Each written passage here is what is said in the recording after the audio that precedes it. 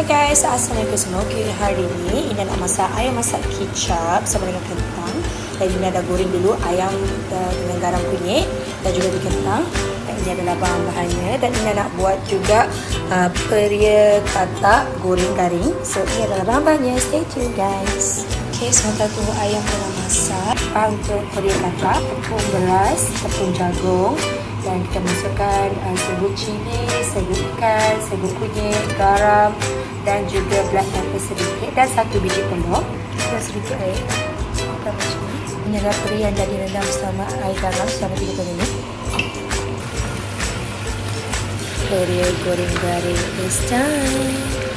Bawang putih, air, bawang merah, kicap manis, sos tiram, sedikit sos tomato, sedikit sos chili, sedikit air, sedikit garam. Ayam goreng kicap is done.